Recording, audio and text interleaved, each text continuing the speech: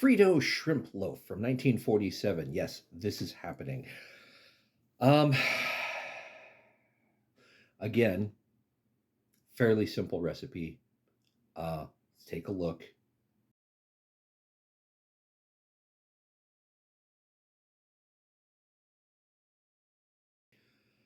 So, not a whole lot to it. In fact, surprisingly little to do. Um, Now, it doesn't actually say what kind of shrimp. I'm kind of assuming that they want the petite salad shrimp. Um, you sort of assume that if you all your ingredients in something that sort of bakes together, you want it to be sort of evenly distributed throughout. And if you have whole prawns like I have, um, they're not going to spread out sort of homogeneously throughout the mixture. So I'm going to cut mine up.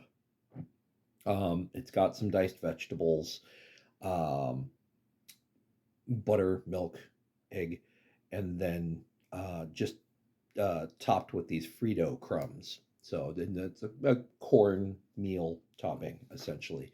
So nothing to it but to do it. This recipe starts with diced onion and celery, to which I'm adding one whole egg. And I'm just going to scramble it a little bit to make sure that it actually combines well once I add all the rest of the ingredients. Speaking of which, I have the shrimp, which, as I mentioned, I chopped up into smaller pieces, so it's a little more homogeneous because the prawns came like that. To this, I'm adding milk and some butter, and I went ahead and put that in the microwave for a little bit just to melt the butter and then let it cool closer to room temperature. I'm about to stick this in the oven, so I'm not too worried. And by the way, this is already pre-cooked shrimp that I'm using, so I'm not too concerned about food safety. And finally, some cracked black pepper. Stir that in, and the final step before sticking this into the oven is to cover this with Frito crumbs. And it says a thick layer of Frito crumbs, so here we go. And just kind of spread that out with my fingers, and I'll take this sort of errant one out of the way. And into the oven it goes.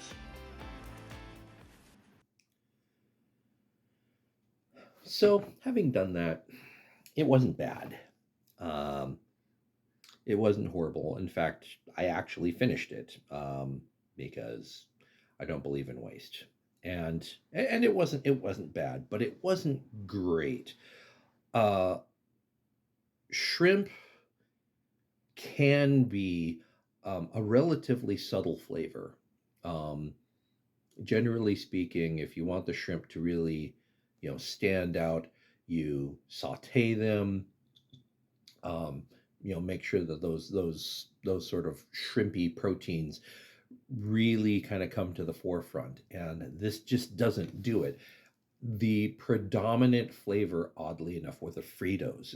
It was just straight up corn, which isn't bad, but when it's a Frito shrimp loaf, and you don't taste the shrimp hardly at all. I didn't stir it very well, so I got a forkful of almost all shrimp, and that's when I could actually taste some shrimp through the corn. The onion, maybe it was there, maybe. Um, the creaminess was gone. It was all soaked up into um, the bottom surface of the Frito layer. There wasn't a whole lot of flavor other than the corn, and honestly, even with just some seasoning, that would help. But I have some problems with it. One, like I said, the flavor. Two, call me a prescriptivist, but when you go through the trouble of making, and I don't know for sure how they make Fritos, but I'm assuming that they make some sort of masa like dough slash batter, and instead of pressing it out into a tortilla and then cutting it to wedges and frying it, it's extruded through something and through a ribbon extruder, so you get that flat but slightly curved shape. um, and then something that sort of cuts it off in lengths, and those are what go into the fryer. And they're a little bit thicker than your typical tortilla chip, but it is essentially a really thick, um, non-standard shape of tortilla chip. If you're going to go through the trouble of actually making it into a shape, um, one should appreciate that shape rather than going through and breaking it up into crumbs again. At that point, you might as well just get some cornmeal and break it over the top and toast it that way. You'll get basically the same result. So if you're going to keep the chip intact, then you kind of need the rest of the ingredients to be a dip.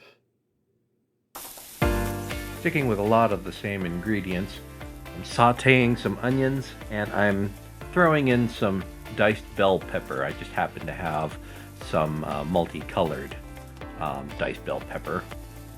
Saute those up until they're nice and soft and set aside to cool. In the meantime, in my food processor, I have shrimp, a little bit of mayonnaise, and I'm throwing in a bit of cream cheese. And I probably should have sliced that up a little more because it was a little difficult to blend, but no matter.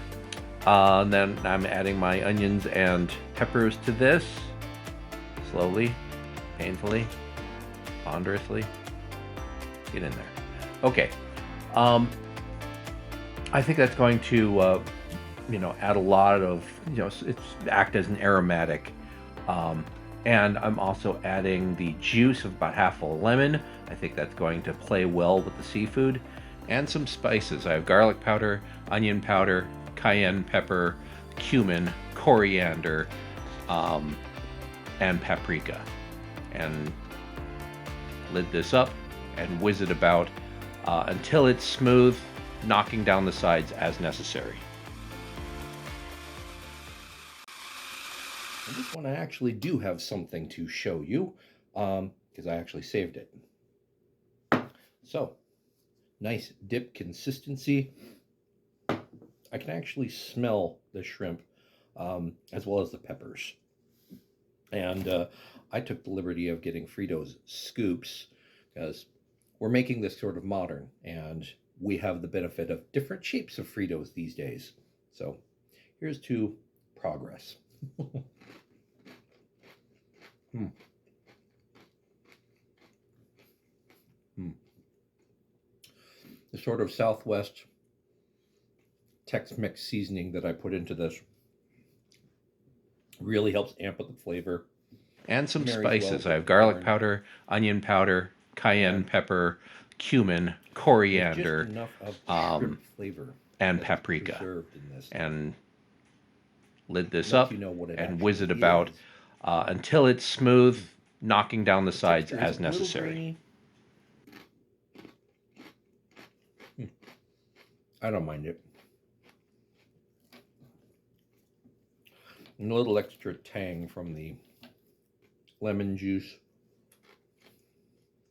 as well as the cream cheese, has a little bit of tanginess to it. Also really helps and it sort of accentuates some of the flavors. I think the peppers are actually a little bit stronger than the shrimp. I might back off on those if I were to make this again next time. But this is definitely an improvement over the Frito shrimp loaf. What do you think? What would you have done? Let me know in the comments below. And I'll see you next time here on Recipe Redemption. Thanks for watching.